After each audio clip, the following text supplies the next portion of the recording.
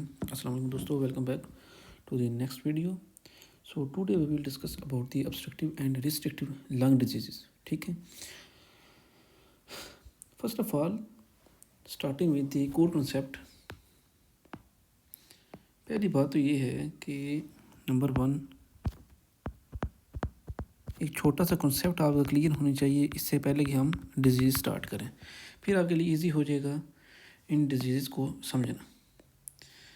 Disease में कहा जाता है कि हमारे जो लंग्स हैं उनको काम करने के लिए 2 चीज़ें चाहिए. Lungs need 2 things to work. ठीक है.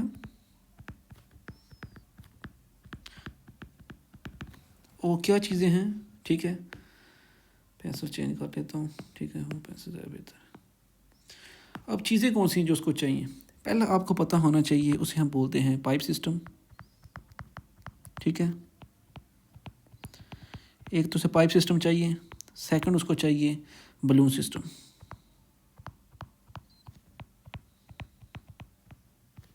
अब ये पाइप सिस्टम किसके लिए चाहिए उसे?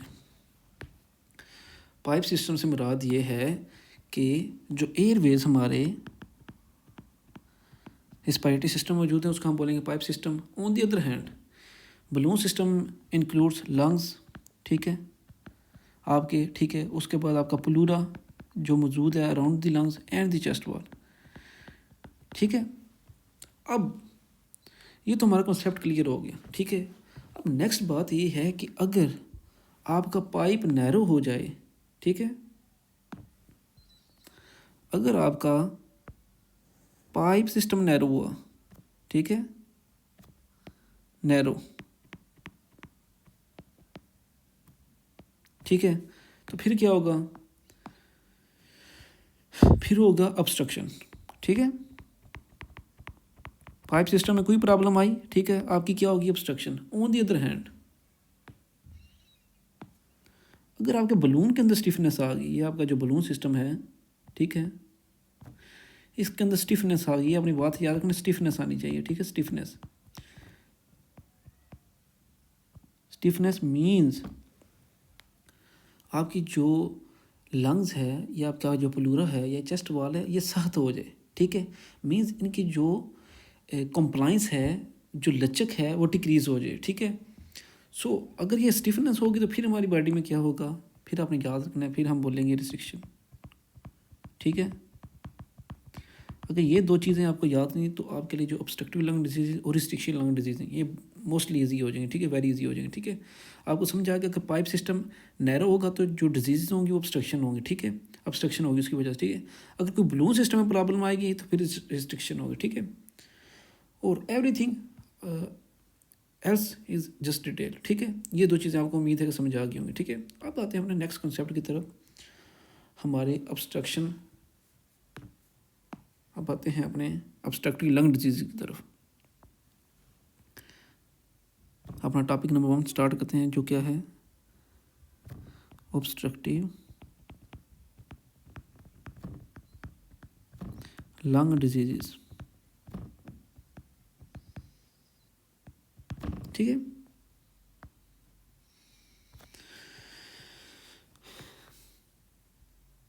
एक आपको आइडिया दे दूं. ठीक है, ऑब्स्ट्रक्टिव लंग के मतलब, ऑब्स्ट्रक्टिव लंग डिजीज़ के मतलब वो ये है कि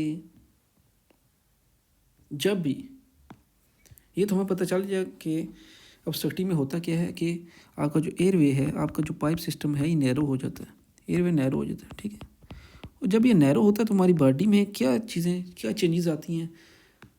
ओके, ये है कि आपका जो एयर है, आपकी जो एयर है can not go out, can not get out. Air की जो बाहर निकलना है लंग्स के अंदर से, ठीक है, उसमें प्रॉब्लम आएगी एयर को. ठीक है, सो इससे हमें पता चला कि हमारे ऑब्स्ट्रक्टिव में जो मेन प्रॉब्लम है वो है एक्सलेशन का. ठीक है, हमारी जो एक्सलेशन होगी वो क्या हो जाएगी? स्लो होगी और डिफ़िकल्ट होगी. एक्सलेशन क्या हो जाएगी? Slow and difficult. ठीक है। अब बच्चों के ज़हन में ये सवाल आता है कि आपके ज़हन में भी ये सवाल आया होगा कि हमारा जो पाइप सिस्टम है वो तो नैरो है, ठीक है। अब उस बंदे को एक्सलेशन में प्रॉब्लम क्यों हो रही है, इंस्पायरेशन में प्रॉब्लम क्यों नहीं हो रही है, ठीक है। एक्सपायरेशन एक्सलेशन जो है स्पेसिफिकली क्यों है, ये बड़ा इंपॉर्टेंट क्वेश्चन है, ठीक है।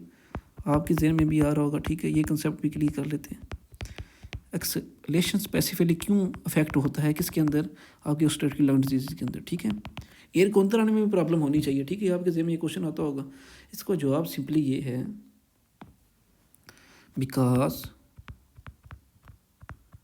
बिकॉज क्या, क्योंकि आपका जो एक्सलेशन है, आपकी जो एक्सहेलेशन है किस चीज़ पे डिपेंड करती है, ये पहले आपको पता होना चाहिए। आपकी acceleration depends only on lungs recoil, ठीक है। जो आपकी एक्सलेशन होती है, ठीक है, ये अपनी बात याद रखनी है, ये सिर्फ और सिर्फ इसमें जो आपके मसल्स वर्क करते हैं, जो मदद करते हैं एक्सलेशन में, वो सिर्फ और सिर्फ जो लंग्स का अपना इलास्टिक रिकॉइल होता है, ठीक है। जब लंग्स फूलता है, ठीक है, वो उसकी कंप्लाइंस होती है, जब वो अपनी जगह पे वापस आता है उसको बोलते हैं इलास्टिक रिकॉइल, ठीक है। वो एक्सलेशन में सिर्फ और सिर्फ वो काम करते हैं। आपके जो मसल्स हैं, ठीक है, डायफ्राम वगैरह,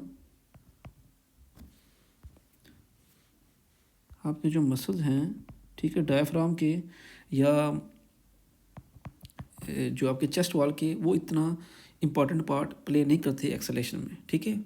जिसकी वजह से क्या होता है, आपकी ट्यूब तो ऑलरेडी नैरो है, ठीक है। हम स्टडी कर चुके हैं कि हमारी ट्यूब जो है वो नैरो है, ठीक है। और जब ट्यूब नैरो होगी तो क्या हमें मसला पेश आएगा कि हमारा लंग रिकॉइल तो वीक है, ठीक है। वो इतनी एयर मतलब प्रेशर बर्दाश्त नहीं कर सकता अगेंस्ट द नैरो एयर वे, जिसकी वजह से हमारी जो एयर है वो गेट्स ट्रैप्ड, ठीक है। सारी की सारी हम एयर बाहर निकाल नहीं सकेंगे, ठीक है। एक्सलेशन में प्रॉब्लम आएगी, जिसकी वजह से क्या होगा, हमारी ऑब्स्ट्रक्टिव लंग डिजीज़ में ये चीज़ें शो होंगी। नंबर 1 है डिक्रीज़ इन FEV1, ये मैं एक्सप्लेन करता हूँ ये क्या चीज़ें। सेकंड है डिक्रीज़ इन FEV1 बाय FVC, ठीक है। ये वेरी इजी है, ठीक है, आपको इजीली समझाता हूँ, नॉट डिफिकल्ट। ये है हमारा रेसिजुअल वॉल्यूम, ये तो आपको पता होगा, ठीक है। ये है टोटल लंग कैपेसिटी। अब ये FEV1 और FVC क्या चीज़ें हैं, ठीक है। स्पायरोमेट्री में 2 टर्म्स यूज़ होती हैं, ठीक है। सिंपल सा ओवरव्यू देता हूँ। जो FVC है, ठीक है, यह केला, ठीक है। इसका मतलब ये है कि आप अपने लंग्स के अंदर फुल एयर लें, ठीक है। ये करते कैसे हैं, ठीक है। आपको सामने बैठाएंगे, आपको बोलेंगे लंबी सांस लो, जितनी ले सकते हो, जितनी आप लंबी सांस लेते हो, और लंबी सांस जब लेंगे, ठीक है, आपको बोलेंगे आपने फुल ज़ोर से जितनी एयर निकाल सकते हैं ना, मैक्सिमम एयर वो आपने निकालनी है, ठीक है। ये है maximum air out after maximum inspiration, ठीक है। आपको बोलेंगे कि लंबी सी सांस ले, जितनी आप ले सकते हैं, फिर आपको बोलेंगे आप जितनी एयर बाहर निकाल सकते हैं वो निकालें, और जो आप एयर बाहर निकालेंगे मैक्सिमम जितनी भी निकाल सकते हैं, वो आपका बनेगा FVC, ठीक है। और सेकंड चीज़ है FEV1। अब FEV1 क्या है, ये आपको बोलते हैं कि जो मैक्सिमम एयर है, ठीक है, मैक्सिमम एयर जो आप 1 सेकंड में बाहर निकालें, मैक्स फोर्स्ड एक्सपायरेशन, ठीक है, इन 1 सेकंड सिंपली। ये जो टोटल है उसको बोलेंगे FVC, और जो 1 सेकंड में आप एयर निकालेंगे ना, फोर्सफुली एयर निकालनी है आपने, नॉर्मली सांस बाहर नहीं निकालनी, ज़ोर से बाहर निकालनी है, ठीक है, वो होगी FEV1। और इन दोनों की रेशो है, ठीक है, ये है। अब हम क्या कह रहे हैं कि आपका एयरवे नैरो है, ठीक है। सो आपका जब एयरवे नैरो होगा, आप अगर नॉर्मल फॉर एग्जांपल बंदा 100% एयर निकाल रहा है, ठीक है, तो आप 100% एयर तो नहीं निकाल सकेंगे, क्योंकि आपका जो एयरवे है वो नैरो है, ठीक है, जिसकी वजह से ये आपका डिक्रीज़ हो जाएगा, ठीक है। FEV1 1 सेकंड वाला भी डिक्रीज़ हो जाएगा, ठीक है, ये 1 वाला भी, और FVC दोनों डिक्रीज़ हो जाएंगे, ठीक है। और जाहिर बात है दोनों चीज़ें डिक्रीज़ हो रही हैं, तो उनका जो होगा ये वाला रेशो ये भी ऑटोमेटिकली डिक्रीज़ हो जाएगा, ठीक है। इसमें कोई लंबी चौड़ी बात नहीं है। अब आ गया रेसिजुअल वॉल्यूम। ये तो वो वॉल्यूम होता है जो एक्सचेंज में हेल्प नहीं करता, ठीक है। नॉर्मल जो रेसिजुअल वॉल्यूम है, ठीक है, उससे एक्स्ट्रा एयर हमारे लंग्स के अंदर मौजूद होगी, ठीक है, जिसे हम जिसकी वजह से रेसिजुअल वॉल्यूम इंक्रीज़ हो जाएगा। रेसिजुअल वॉल्यूम इंक्रीज़ होगा, टोटल लंग कैपेसिटी हमारी इंक्रीज़ हो जाएगी। सो अब हम आते हैं डिफरेंट डिजीज़ की तरफ, ठीक है। ये आपको उम्मीद है समझ आ गई होगी। अब हम स्टडी करते हैं अपने डिजीज़। नंबर 1 है हमारी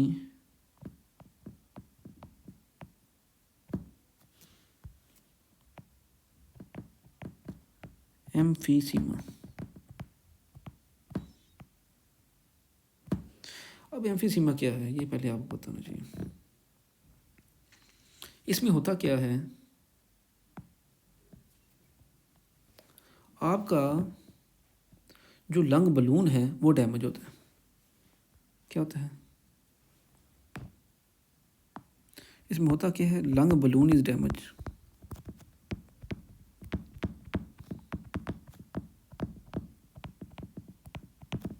ठीक है, आपने पजल नहीं होना। मैंने इधर बोला है कि अगर बलून आपका डैमेज होगा तो रिस्ट्रिक्शन होगी, नहीं, मैंने आपने बोला बलून जो है आपके जो लंग्स प्लूर और चेस्ट उसके अंदर स्टिफनेस होगी तो फिर रिस्ट्रिक्शन होगी, ठीक है।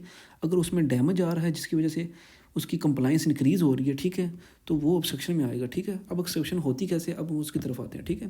फर्स्ट ऑफ ऑल आपको ये पता होना चाहिए लंग बलून जो है आपका लंग्स है, ठीक है, आपका जो एल्विलाई है वो डैमेज होता है एम्फीसीमा में, ठीक है। अब हम आते हैं ऑब्स्ट्रक्शन कि इसमें ऑब्स्ट्रक्शन होती कैसे है, ऑब्स्ट्रक्शन कैसे होती है, ठीक है। ऑब्स्ट्रक्शन बिकॉज आपका जो अल्विलाई है आपका अल्विलाई, ठीक है, और जो हमारा लंग्स है उसके अंदर क्या चीज़ें होती हैं, इलास्टिन फाइबर्स होते हैं, ठीक है। ये दो चीज़ें मौजूद होती हैं हमारे लंग्स के अंदर, ठीक है। ये क्या करती हैं, हमारी एयर को बाहर निकालने के लिए हेल्प करती हैं, ठीक है, act like a mini springs, ठीक है। और ये जब वापस आता है लंग रिकॉइल करता है तो एयर को बाहर निकालती हैं, एयर आउट, ठीक है, ये इंपॉर्टेंट कॉन्सेप्ट है, एयर को बाहर निकालती हैं, ठीक है। लेकिन जो बंदे होते हैं जो स्मोकर्स, स्मोकिंग क्या करती है, स्मोकिंग कर देती है काम खराब। वो क्या करती है, स्मोकिंग की वजह से हमारी बॉडी में जो न्यूट्रोफिल्स हैं, ठीक है, न्यूट्रोफिल्स इंक्रीज हो जाते हैं, ये इंपॉर्टेंट कंसेप्ट है, ठीक है। स्मोकिंग की वजह से इन्फ्लेमेशन होती है, आपकी जो वाज वो डैमेज होती हैं, जिसकी वजह से आपका जो इन्फ्लेमेशन वाली जो हमने पढ़ा हुआ, ठीक है, एक्यूट इन्फ्लेमेशन में क्या चीज़ें जाती हैं, न्यूट्रोफिल्स। और न्यूट्रोफिल्स क्या रिलीज़ करते हैं, आपके जो न्यूट्रोफिल्स रिलीज़ करेंगे इलास्टेज, क्या रिलीज़ करेंगे, इलास्टेज। ये आपने बात याद रखनी है। ये इलास्टेज इंजाइम है जो ब्रेक डाउन करता है किसको, हमारी इलास्टिन को, ठीक है। लेकिन नॉर्मली क्या होता है, हमारी बॉडी में अल्फ़ा 1 एंटीट्रिप्सिन मौजूद होता है, ठीक है।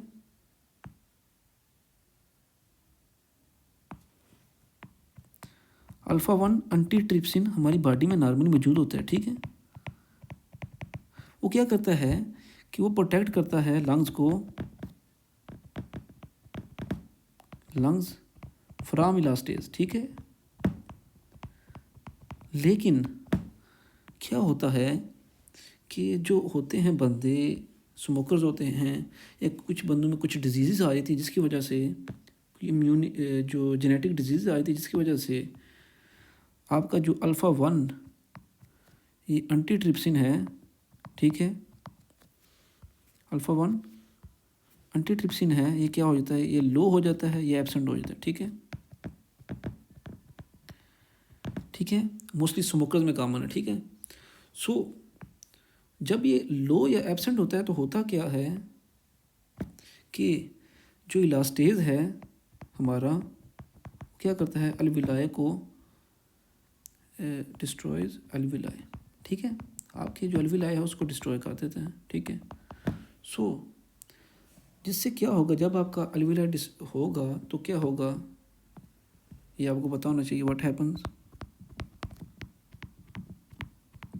जब आपका एल्वियोलर डैमेज हो जाए तो क्या चेंजेस आएंगे आपकी बॉडी के अंदर। फर्स्ट ऑफ ऑल आपका जो लंग्स होगा उसकी इलास्टिसिटी डिक्रीज़ हो जाएगी, जिसकी वजह से हम बोलेंगे लास्ट ऑफ इलास्टिक रिकॉइल, ठीक है।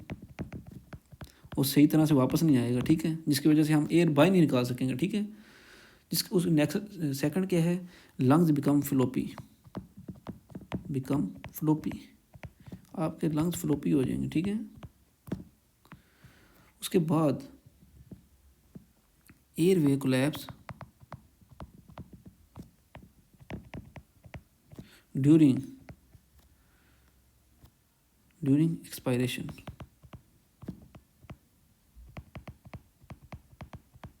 हाँ, जो एयरवे है वो भी कोलैप्स हो जाएगा ड्यूरिंग एक्सलेशन, ठीक है, क्योंकि उसका इलास्टिसिटी जो ख़राब होगी, ठीक है।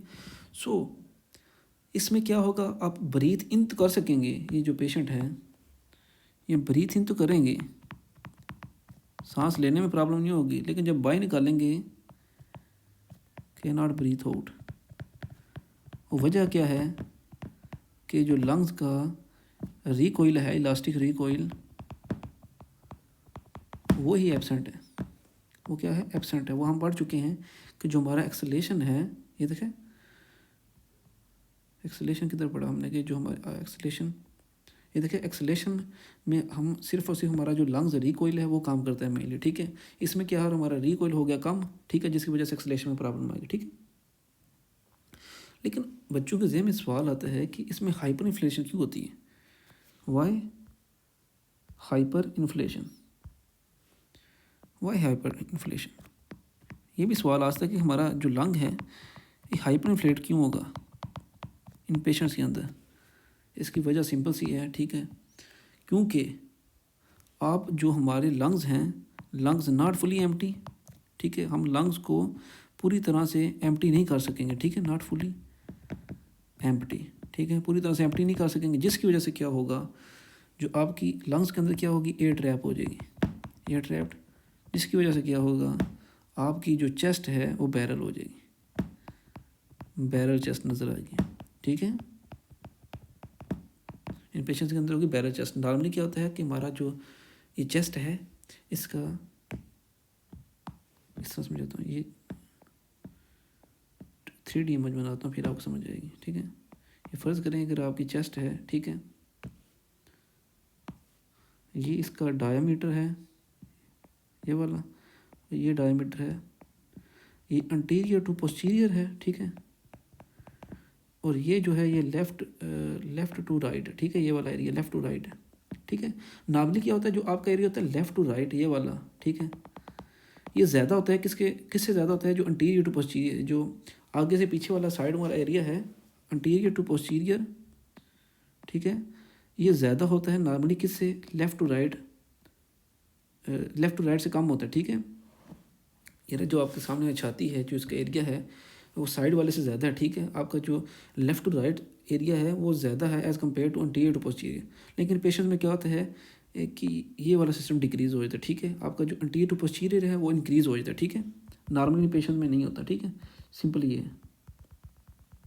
आपका जो साइड वाला एरिया है ये वाला, ठीक है, इसका एरिया इंक्रीज़ हो जाएगा, डायमीटर इंक्रीज़ हो जाएगा, ठीक है, इसको हम बैरल चेस्ट बोलते हैं, इसको हम क्या बोलेंगे, बैरल चेस्ट।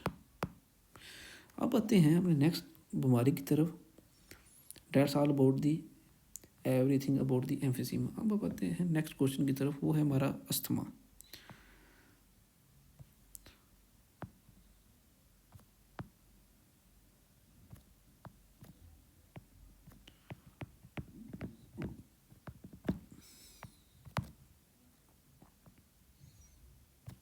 अब अस्थमा में क्या चीज़ें पढ़ने वाली, अस्थमा में क्या होता है, सिंपल ओवरव्यू आपको देता हूँ, फिर हम एक्सप्लेन करेंगे, ठीक है। जो आपका एयरवे है, ठीक है, एयरवे मसल्स, ठीक है, वो टाइट हो जाएंगे, एयरवे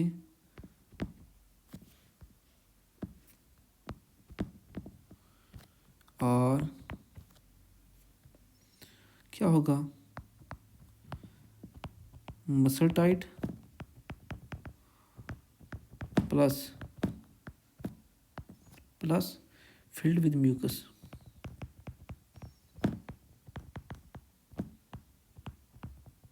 ये दो चीज़ें हमने ज़हन में रखनी है, ठीक है। हम आगे जाकर एक्सप्लेन करते हैं इसमें होता क्या है, ठीक है। अस्थमा में ऑब्स्ट्रक्शन क्यों होती है, ठीक है। ऑब्स्ट्रक्टिव डिजीज़ है, ऑब्स्ट्रक्शन क्यों होती है, ठीक है। ये आपका पहला सवाल है, वाई ऑब्स्ट्रक्शन इन अस्थमा। इसमें 3 काम होते हैं, ठीक है। Number 1, number 2, number 3। पहला मसला ये है कि जो आपका एयरवे मसल्स हैं वो कंस्ट्रिक्ट हो जाएंगे। एयरवे मसल्स हैं जो, ठीक है, वो कंस्ट्रिक्ट हो जाएंगे। आपको क्या होगा, ब्रोंकोस्पाज्म होगा, ब्रोंकोस्पाज्म। सेकंड क्या है, आपका जो वाल है बिकम्स थिक। वजह पढ़ते हैं आगे जाके किस वजह से होती है, वाल बिकम थिक, ठीक है, due to inflammation and oedema. Third आपका जो ल्यूमन है, ठीक है, जाहिर बात अगर इन्फ्लेमेशन और डीमा हो रहा है तो म्यूकस प्रोडक्शन होगी, ठीक है। और जो म्यूकस है वो आपका जो ल्यूमन है, जो आपका सुराख है ब्रोंकाई के अंदर या ब्रोंक्यूल्स के अंदर, ठीक है, उनको ब्लॉक कर देगा, ठीक है, ल्यूमन ब्लॉक्ड, ठीक है।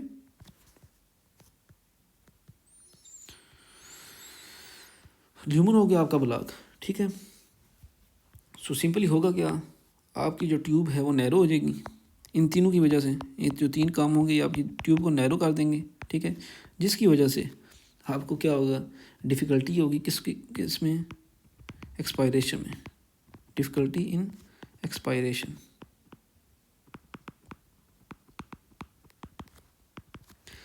सो इसमें होता क्या है अस्थमा में, वाई एपिसोड्स अकर इन दी अस्थमा। अस्थमा हमेशा एपिसोड की शक्ल में होता है, ठीक है। अभी होगा, ठीक है, फिर आपको वक्फा होगा, थोड़ा सा आराम आएगा, फिर एपिसोड स्टार्ट हो जाएंगे, ठीक है, अस्थमा की। ये होता क्यों है, ठीक है। फर्स्ट ऑफ ऑल अस्थमा में होता क्या है, बिकॉज द अस्थमा इज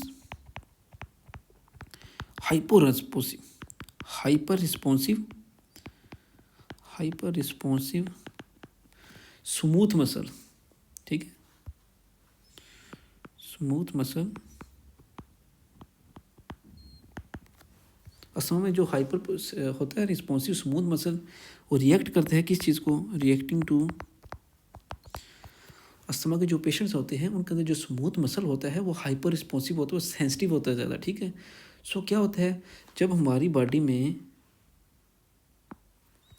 कोई एलर्जेंस आता है, ठीक है, फर्स्ट कहीं एलर्जन आ गया, या कोल्ड एयर, बंदे को ठंड लगी, ठंडी हवा, या कोई वायरल इन्फेक्शन, ठीक है, या फिर स्ट्रेस हो गया बंदे को, ठीक है, या फिर एनएसिड्स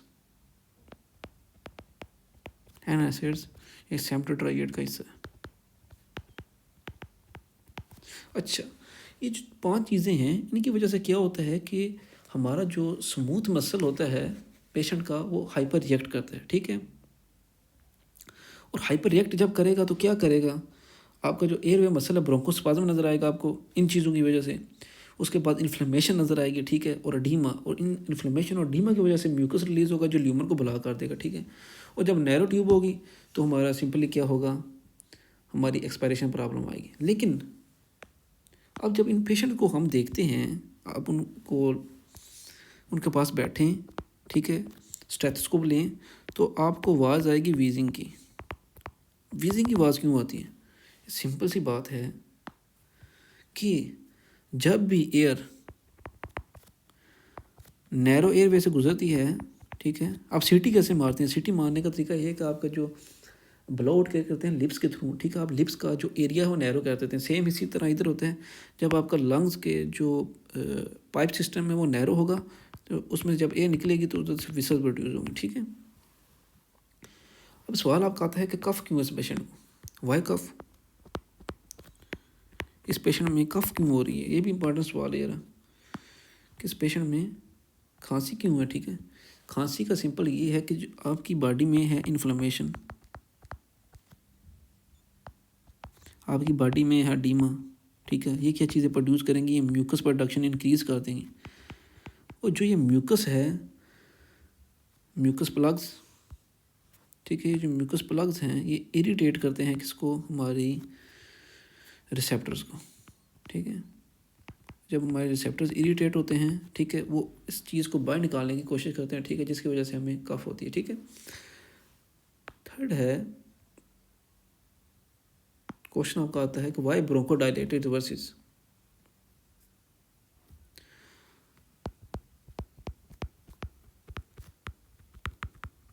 इसमें हम ड्रग कौन सी यूज़ करते हैं, हम यूज़ करते हैं ब्रोंकोडायलेटर, ठीक है।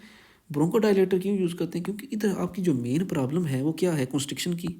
आपका जो स्मूथ मसल है उसकी कंस्ट्रिक्शन हो गई है, ठीक है। ये है आपका पाइप, ठीक है। फर्स्ट ऑफ ऑल वो कंस्ट्रिक्ट कर गया है, एक मिनट, ये होगी उसमें कंस्ट्रिक्शन, ठीक है। कंस्ट्रिक्शन नज़र आ रही है आपको, ये कंस्ट्रिक्शन ज़्यादा नहीं कर रहा, थोड़ी कर रहा हूँ, ठीक है। उसके बाद उसके अंदर क्या है, इन्फ्लेमेशन है, ठीक है, इन्फ्लेमेशन भी है, ठीक है, दो चीज़ें होगी। तीसरी चीज़ क्या है उसके अंदर म्यूकस है, ठीक है, ये म्यूकस है बहुत ज़्यादा, ठीक है। ये सारी चीज़ें मिलके क्या करती हैं, जो हमारा एयरवे है इसको ब्लॉक कर देती हैं, ठीक है, ठीक है। ये देखो एयरवे कितना डिक्रीज़ हो गया, ठीक है। That's it, so that's all about the asthma, ठीक है। इससे ज़्यादा हमें डिटेल में जाने की ज़रूरत नहीं है, ठीक है। नेक्स्ट है हमारा ब्रोंकिएक्टेसिस। Third is bronchiectasis. अब ये क्या चीज़ है, ब्रोंकिएक्टेसिस के मतलब आपको सिंपल ये पता होना चाहिए, पहली बात कि आपके एयरवेज के अंदर प्रॉब्लम क्या आती है, ठीक है। आपके जो एयरवेज हैं, ठीक है, become permanently wide, become permanently wide, ठीक है। लेकिन बट फुल ऑफ पस। अब ये होता कैसे है, इसकी डिटेल में हम जाते हैं, ठीक है। लेकिन हमें पता चल गया कि इसमें जो हमारे एरिया है, जो हमारा एयर है वो डायलेटेड है। लेकिन अगर हम आपके जहन में आता है, अगर जाहिर बात है अगर डायलेट है तो फिर सांस लेने में प्रॉब्लम तो नहीं होनी चाहिए। लेकिन इधर होता है क्या है कि जो आपकी जो पस है ना, पस ये वाला पस ये बहुत ज़्यादा होता है, ठीक है। ये होता कैसे, अब हम पढ़ते हैं, उसकी तरफ आते हैं।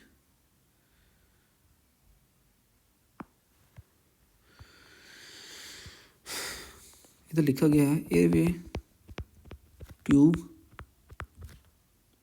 वाइडर, ठीक है, क्या होगी, डायलेटेड होगी। लेकिन at the same time but the main problem is the walls become floppy,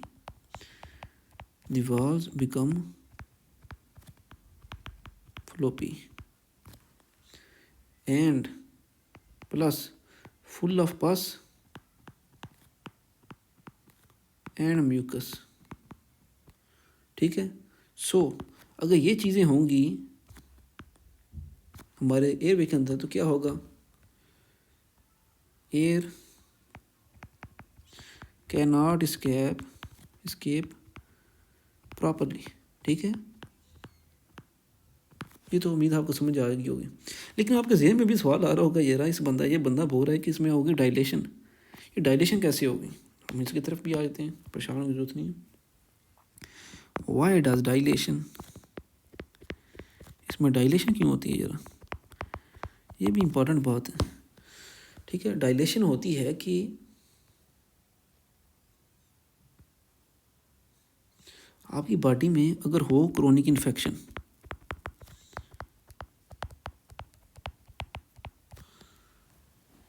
ठीक है, क्रोनिक इन्फेक्शन प्लस ऑब्स्ट्रक्शन।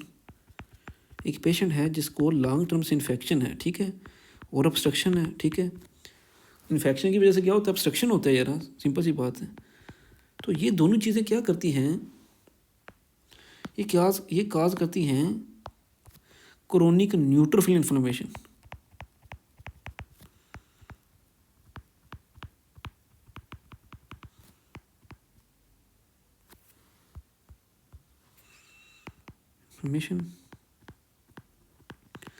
अब ये न्यूट्रोफिल्स हैं, ये क्या करते हैं, हमारी जो वाल है उसको डिस्ट्रॉय कर देते हैं, वाल डिस्ट्रॉय करते हैं, जिसकी वजह से क्या होता है, परमानेंट डायलेशन हो जाती है।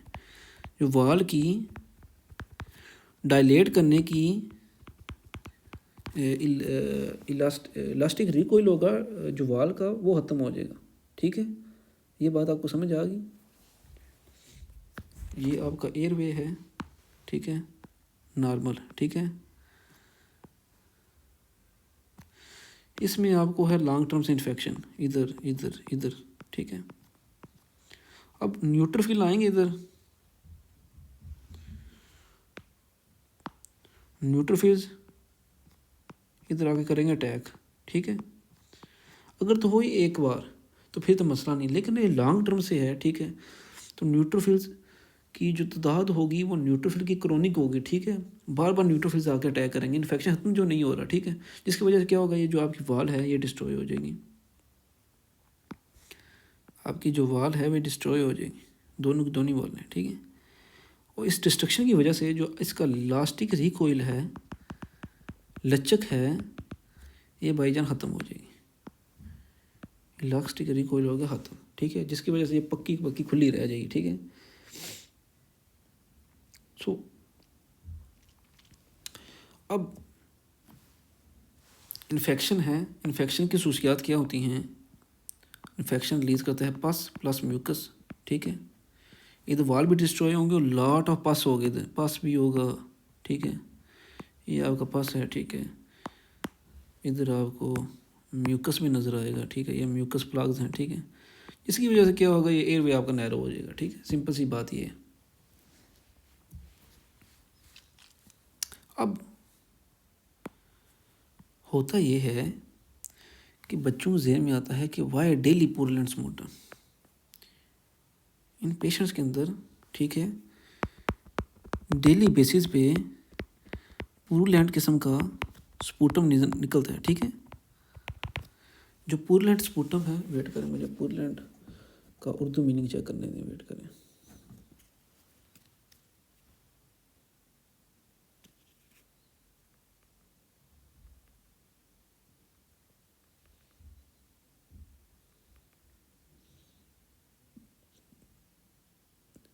पीपदार, ठीक है, इसको बोलते हैं पीप वाला, ठीक है।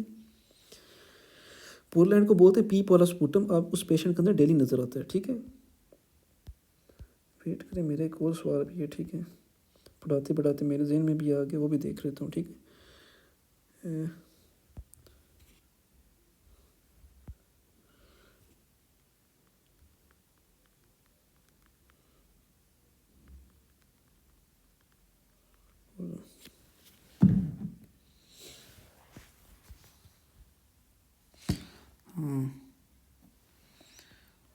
पढ़ाते पढ़ाते मेरे सवाल में जहन में भी एक सवाल आ गया, ये आपको बताता हूँ। जो फ्लोपी है, फ्लोपी, ठीक है, इसका मतलब ये है उर्दू में कि किसी चीज़ का कमज़ोर और ढीला हो जाना, कमज़ोर और ढीला, ठीक है। इन दोनों चीज़ों को हम क्या बोलते हैं, इस चीज़ को हम क्या बोलेंगे, हम फ्लोपी बोलेंगे, ठीक है। और ये जो एयर वे होता है कमज़ोर ढीला, ये ईजिली बंद हो जाता है, ठीक है। सो सांस लेते वक्त एयर वे गिर सकता है या बंद हो सकता है, ठीक है, ये कहना चाह रहा है, ठीक है। अब सवाल आता है कि उस बंदे के अंदर डेली पुरलेंट स्पूटम क्यों आता है। पुरलेंट बोलते हैं पीप वाला, पीप, ठीक है। फिर आपको इजी रहे, पी से आप याद रखें पीप वाला, ठीक है, रेशे वाला उर्दू में बोलते हैं इसको। ये इंपॉर्टेंट सवाल है, ठीक है। अच्छा, होता क्या है कि जो आपके होते हैं डायलेटेड ट्यूब्स, ठीक है, इनके अंदर क्या हो जाता है, म्यूकस कलेक्ट हो जाता है, ठीक है, म्यूकस कलेक्ट्स, ठीक है, जिसमें इन्फेक्शन होता है डेली। ये आपको समझाता हूँ क्या सिस्टम, इन्फेक्शन एवरी डे। ये आपका पाइप है, ठीक है, ठीक है, थोड़ा बड़ा बनाता हूँ, ये लंबा कर लें इसको, ठीक है। ये आपका एयरवे, ठीक है।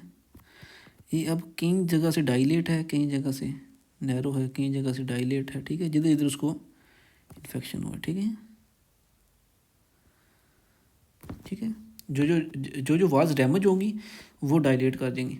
अब ये जो डायलेटेड पार्ट्स हैं, इनमें कलेक्ट क्या होता है, म्यूकस, इधर म्यूकस कलेक्ट हो गया, इधर म्यूकस कलेक्ट हो गया, ये म्यूकस इधर कलेक्ट होता रहता है, ठीक है।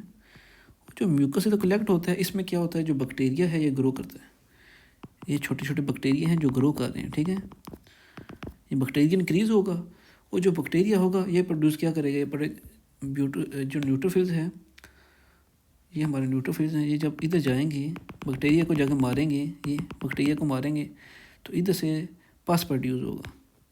पस का कलर थोड़ा डिफरेंट बनाते हैं, ठीक है। ये है आपका पस, ठीक है। इधर प्रोड्यूस होगा आपका पस, ठीक है। और ये पस किधर जाएगा, ये बाई की तरफ जाएगा, ठीक है। वो बंदे के अंदर आपको पोल एंड स्पोटम नज़र आएगा डेली बेसिस पे। अब आते हैं कि रिकरेंट इन्फेक्शंस क्या क्यों होते हैं इस पेशेंट के अंदर। इस पेशेंट के अंदर रिकरेंट इन्फेक्शंस क्यों होते हैं, ठीक है। बार बार इन्फेक्शन क्यों होते हैं इन पेशेंट्स के अंदर। वजह यही है कि आपका जो एयरवे है वो डैमेज है, और जब आपका एयरवे होगा डैमेज तो क्या होगा, जो बैक्टीरिया है, ठीक है, वो सही तरह से साफ़ नहीं होगा। इन जो सुराहों से सही तरह से सुराख नहीं होता, वो कलेक्ट हो जाएगा, उसे ग्रो करने की जगह मिल जाएगी, जिसकी वजह से उसको क्लियर करना मुश्किल हो जाएगा, ठीक है। अब हम आते हैं अपने नेक्स्ट डिजीज़ की तरफ, वो है restrictive lung disease. Let me see how much it is, ठीक है। It will take only 10 minutes, ठीक है। अब आते हैं रिस्ट्रिक्टिव लंग डिजीज़ की तरफ। ये तो उम्मीद आपको समझ आ गई होगी। होता क्या है ब्रोंकिक्टिसिस में, सिंपली कि आपके जो एयरवेयर हैं वो मुकम्मल डायलेट हो जाते हैं जगह जगह से, और पस प्रोडक्शन होती है उसके अंदर, ठीक है। और होती किस वजह से है कि क्रोनिक इन्फेक्शन होता है की वजह, या ऑब्स्ट्रक्शन की वजह से क्या होता है कि क्रोनिक न्यूट्रोफिल्स आते हैं उधर बार बार, ठीक है, और वो बैक्टीरिया के साथ लड़ाई करते हैं बार बार आके, जिसकी वजह से वॉल डिस्ट्रॉय हो जाती है, ठीक है, और परमानेंट डायलेशन हो जाती है, ठीक है। अब जो डायलेटेड ट्यूब्स होती हैं उनके अंदर म्यूकस कलेक्ट होता है जिसमें इन्फेक्शन बार बार होता है, ठीक है, डायलेट पार्ट्स में, ठीक है। अब हम आते हैं रिस्ट्रिक्टिव लंग डिजीज़ की तरफ।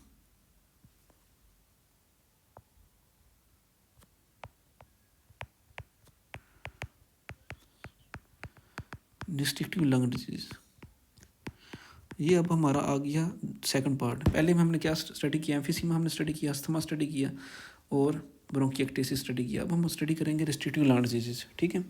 इसमें कौन कौन सी चीज़ें पढ़ने वाली। पहला की आइडिया मैं पहले भी बता चुका हूँ, इसमें लंग्स क्या हो जाएंगे, सख्त हो जाएंगे, स्टिफ हो जाएंगे। और जब लंग स्टिफ हो जाएंगे तो क्या चेंज आएंगे लंग्स के अंदर, first of all can not expand, ठीक है। उसकी जो फूलने की एबिलिटी है, ठीक है, कम हो जाएगी। जैसे आप देखें नहीं ना, आप एक गुब्बारा लें, गुब्बारा, ठीक है, ये आपका गुब्बारा, ठीक है, आप उसके अंदर जगह जगह टेपें लगा दें। टेप समझते हैं, टेप, टेप लगा दें, इधर टेप लगा दें, ठीक है। अब इसको आप फुलाने की कोशिश करें, इसके अंदर हवा भरें, ठीक है, हवा भरें इसके अंदर। आप देखेंगे जो हमारा गुब्बारा है ये पूरी तरह से नहीं फूलेगा, इसका जो फूलने की एबिलिटी है वो डिक्रीज़ हो जाएगी, ठीक है। सिंपली लंग्स के अंदर इस तरह होता है, जब उसके अंदर कुछ स्टिफनेस आती है जगह जगह, ठीक है, उसकी फूलने की एबिलिटी डिक्रीज़ हो जाती है, ठीक है। अब सेकंड काम क्या होगा, जब फूलने की एबिलिटी कम होगी, ठीक है, अगर नॉर्मली 100% एयर जा रही है, ठीक है, अब अगर जगह ही कम है तो क्या होगा, हमारी जो एयर है कैन नॉट गेट इन, ठीक है, हमारी जो इंस्पायरेशन है वो अफेक्टेड होगी, ठीक है। लेकिन इन पेशेंट में इंपॉर्टेंट सवाल आपके जहन में आता है या एग्ज़ाम्स में आता है कि इसमें FEV1 और FVC नॉर्मल होते हैं, नॉर्मल होते हैं या हाई होते हैं, इसकी क्या वजह है, ठीक है। इसमें जो मेन वजह यही है कि जो FEV1 और FVC ये सेम बोथ जो है ना, बोथ के बोथ ही डिक्रीज़ होते हैं एट द सेम रेट, ठीक है, decrease at the same rate, same rate, ठीक है, जिसकी वजह से जो रेशो है नॉर्मली मोस्टली नॉर्मल्स होती है इसके अंदर, ठीक है। अब इसकी 2 टाइप्स हैं, जो रिस्ट्रिक्टिव लंग डिजीज़ है इसकी 2 टाइप्स हैं।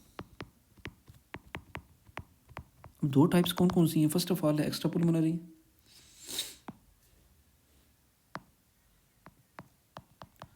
अब एक्स्ट्रा पुलमोनरी क्या मतलब है ये मैं आपको बताता हूँ।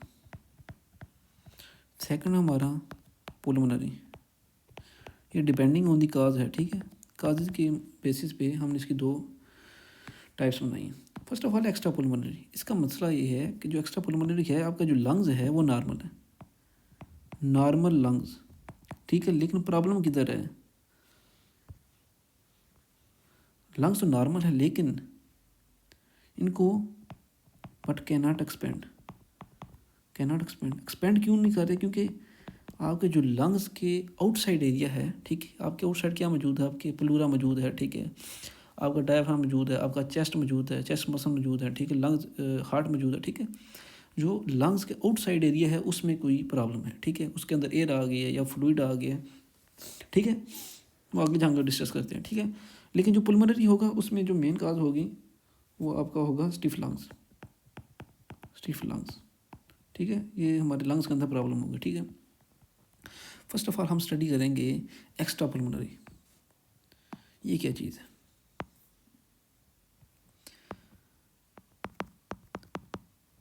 एक्स्ट्रा पुलमोनरी रेस्ट्रिक्शन, अब ये क्या चीज़ है।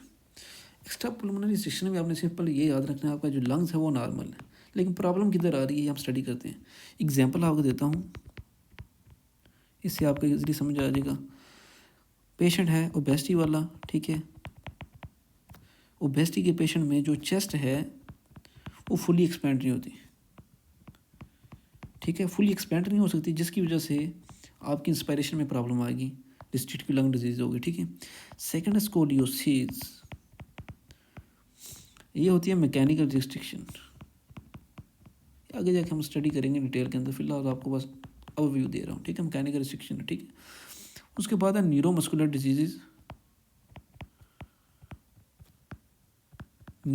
Disease, like polio, like myasthenia, इनमें क्या होता है, जो मसल्स होते हैं आपके, जो चेस्ट मसल्स हैं या बाकी सारे मसल्स जो इंस्पायरेशन में हेल्प करते हैं, ठीक है, डायफ्राम वगैरह, उनके अंदर मसला आया था, ठीक है। कॉन्सेप्ट आपको क्लियर हो गया, ठीक है। कॉन्सेप्ट ये है सिंपली, ठीक है, दोबारा बताता हूँ, ठीक है।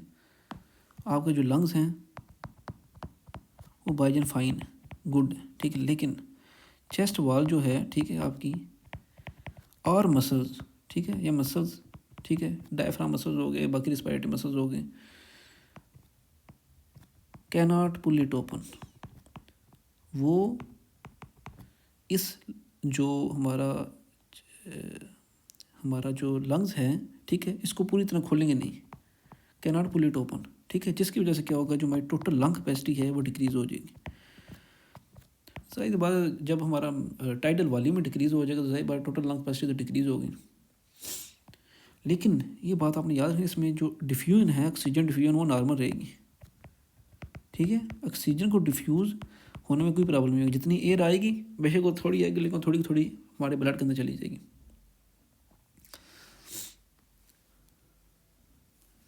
ये तो हमारा था एक्स्ट्रा पुलमोनरी रिस्ट्रिक्शन। सेकंड हमारा इंटरस्टिशियल,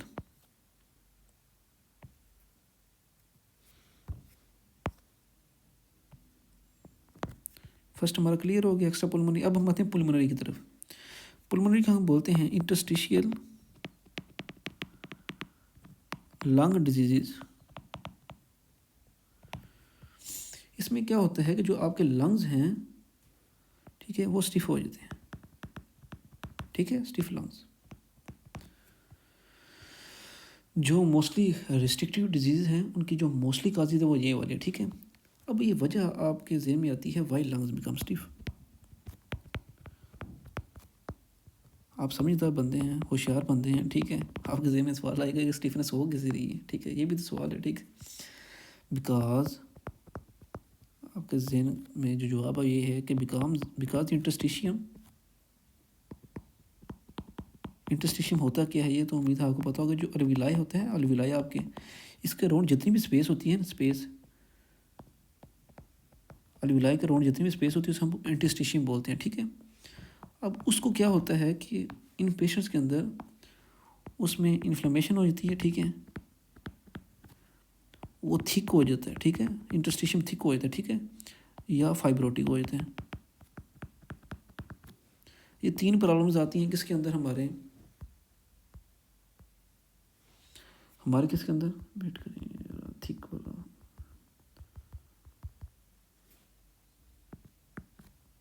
फाइब्रोटिक, ये जो तीन चीज़ें हैं ये क्या करती हैं कि जो आपका इंटरस्टिशियम है, जो अलविलाई के अराउंड आपका एरिया है, अलविलाई के अराउंड हमारा जो एरिया है, ठीक है, उसको डैमेज कर देंगे, ठीक है। अब इसको पता नहीं क्या मसला है यार। सो इन्फॉर्मेशन थिकनेस, ये दोबारा से लिखने की ज़रूरत नहीं है, चलो उम्मीद आपको समझ आ गई होगी।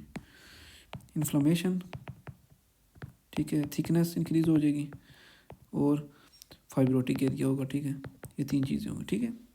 अब इन पेशेंट्स में मेन जो मसला है, इन चीज़ों की वजह से क्या होता है, हमारी कंप्लाइंस डिक्रीज़ हो जाती है, ठीक है, हमारी लंग्स की जो फूलने की एबिलिटी है वो डिक्रीज़ हो जाती है, ठीक है। और जब कंप्लाइंस डिक्रीज़ होती है, ये किस वजह से होती है, कंप्लाइंस डिक्रीज़ होने की वजह यही है कि जो आपका फाइब्रोसिस है, ठीक है, फाइब्रोसिस क्या है, हार्ट टिश्यू है, ठीक है। जब हार्ट टिश्यू डिपॉजिट होगा आपके लंग्स के अंदर, क्या होगा, उसकी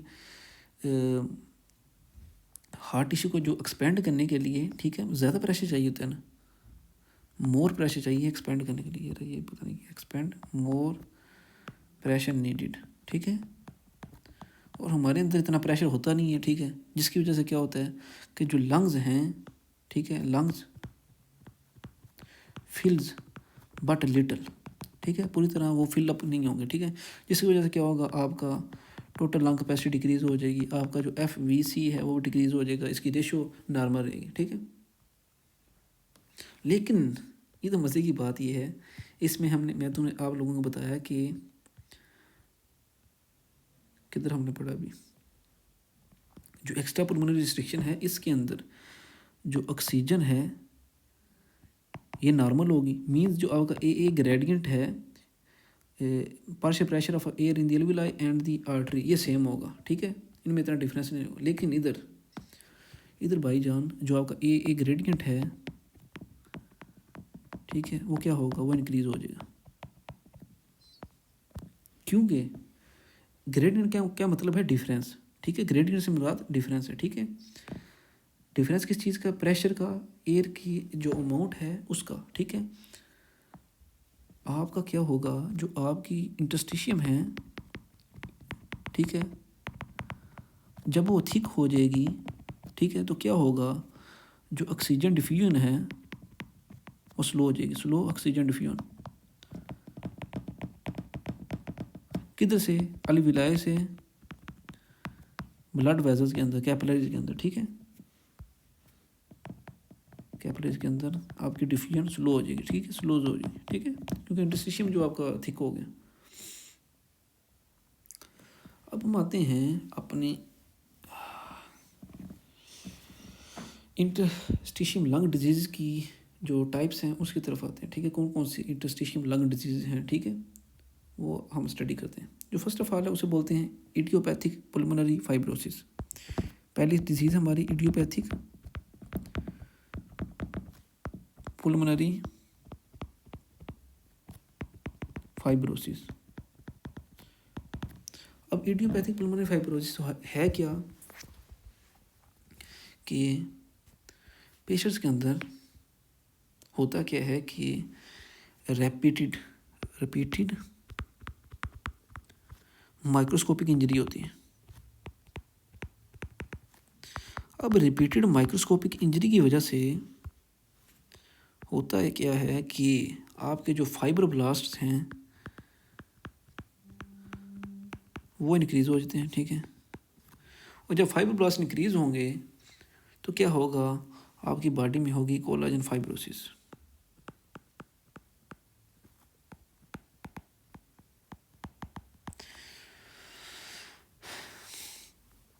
माइक्रोस्कोपिक इंजरी है लेकिन हमें पता नहीं है होती किस वजह से है, ठीक है। अब माइक्रोस्कोपिक इंजरी की वजह से, ठीक है, आपके जो फाइब्रोब्लास्ट हैं वो इंक्रीज़ हो जाते हैं, जिसकी वजह से वो फाइब्रोसिस करवाएंगे, ठीक है, और इनके अंदर हमें हनी कॉम्बिंग, ठीक है, हनी कॉम्ब नज़र आएगा, हनी कॉम्ब पैटर्न नज़र आएगा, ठीक है। लेकिन हमारे ज़हन में सवाल ये है कि हनी कॉम्बिंग होती किस वजह से। अब हनी कॉम्बिंग होती है, हनी कॉम्बिंग, ठीक है, बिकॉज ऑफ जो आपके डिस्ट्रॉयड अलविलाए हैं, ठीक है, विलाए replaced by cystic air spaces,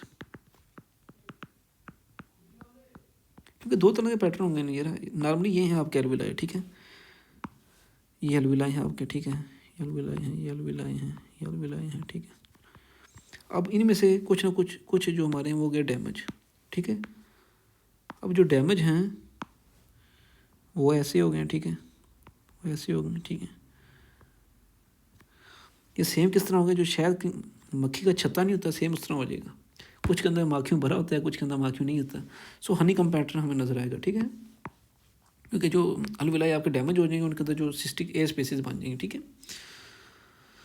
अब इन पेशेंट्स के अंदर जब आप करते हैं अपनी स्टेथोस्कोप के साथ चेक करते हैं पेशेंट्स को, क्या मसला है, उठा जाए, अच्छा ये स्टेथोस्कोप आप लगाते हैं तो आपको नज़र आते हैं क्रैकल्स, ठीक है, क्रैकल्स साउंड आती है, ठीक है। क्रैकल्स साउंड जो आती है इसकी वजह क्या है, जो फाइब्रोटिक टिश्यू है, फाइब्रोटिक टिश्यू, उसकी वजह से हमें क्रैकल्स नज़र आएंगे, क्रैकल्स साउंड करेंगे जब हम स्टेथोस्कोप लगाएंगे, ठीक है। और इन पेशेंट्स के अंदर हमें क्लबिंग नज़र आएगी। और क्लबिंग होती क्यों है, क्लबिंग की वजह ये है कि जो आपकी बॉडी के अंदर क्या होता है, हाइपोक्सिया होता है, ठीक है, और वो होता है क्रोनिक। जब लॉन्ग टर्म आपको ब्लड में आपको टिश्यूज़ को कम ऑक्सीजन मिलेगी तो हमारी बॉडी में क्या इंक्रीज़ होता है, एक जनरल पैथोलॉजी का टॉपिक आ गया, ठीक है, वैस्कुलर एंडोथेलियल ग्रोथ फैक्टर्स, ठीक है, ये इंक्रीज़ हो जाते हैं पेशेंट्स के अंदर, जिसकी वजह से हमें क्लबिंग नज़र आएगी, ठीक है। सेकंड डिजीज़ हमारी सार्कोइडोसिस, इसमें हमने पढ़ लिया, सिंपल आपको पता होना चाहिए कि माइक्रोस्कोपिक इंजरी होगी जिसकी वजह से फाइब्रोब्लास्ट इंक्रीज हो जाएंगे। फाइब्रोब्लास्ट क्या करेंगे, वो जाके जो हमारा फाइब्रोसिस करवाएंगे, ठीक है। फाइब्रोसिस जब होगा तो आपका जो बलून है वो मीन स्टिफ हो जाएगा, ठीक है। सेकंड डिजीज़ हमारी, सेकंड डिजीज़ इज सार्कोइडोसिस। अब ये सार्कोइडोसिस क्या चीज़ है, सार्कोइडोसिस सिंपली आपको पता होना चाहिए, आपकी बॉडी में ग्रैनुलोमास होंगे, ठीक है, नॉन कैस्केटिंग ग्रैनुलोमास फॉर्मेशन होगी।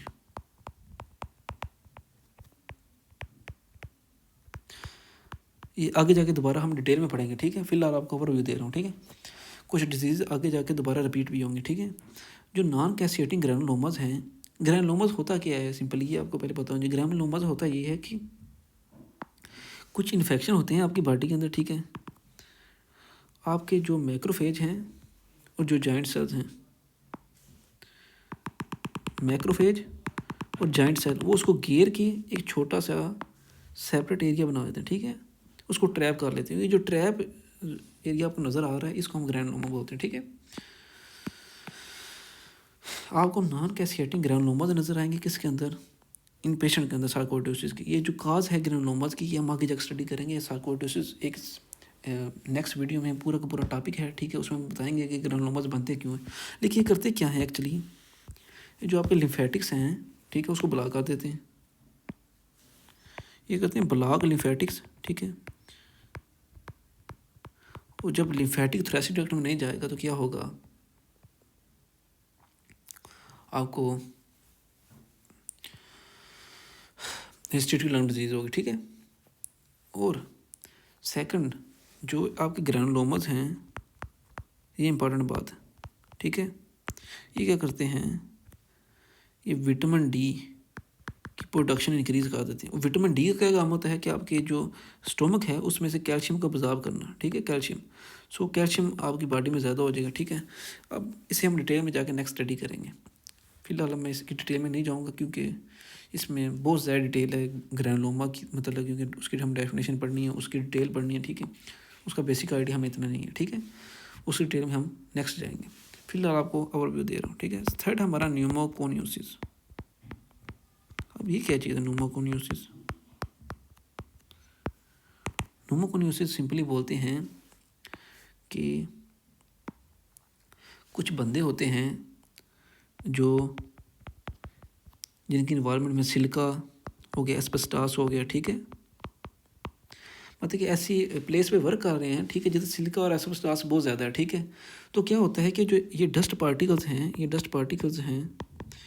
ये जब परमानेंट लॉन्ग टर्म से आपकी लंग्स में इंटर हो रहे हैं, ठीक है, तो आपके जो मैक्रोफेज हैं इसको खाते हैं, ठीक है, सफाई करते हैं इसकी। मैक्रोफेज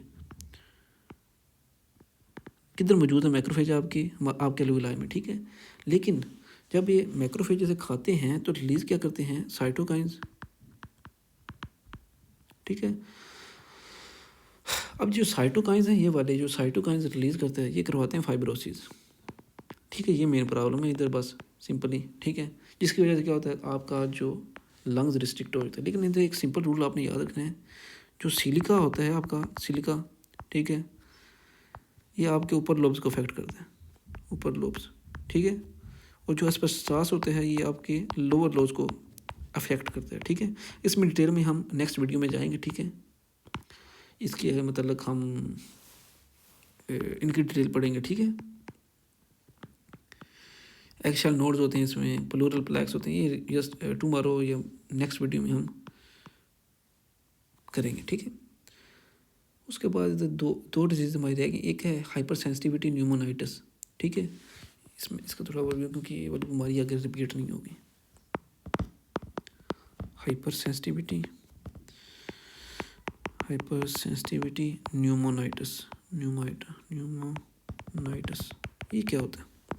हाइपर सेंसिटिव न्यूमोनाइटिस में होता क्या है, आपकी बॉडी में टाइप 3 और 4 जो रिएक्शन होता है, ठीक है, वो होता है जिसकी वजह से ऑर्गेनिक एंटीजन की वजह से आपकी बॉडी में कोई ऑर्गेनिक एंटीजन आता है जो हाइपर सेंसिटिविटी रिएक्शन करवाता है, ठीक है, टाइप 3 और टाइप 4 मिक्स करवाता है, ठीक है। जिसकी वजह से क्या होता है,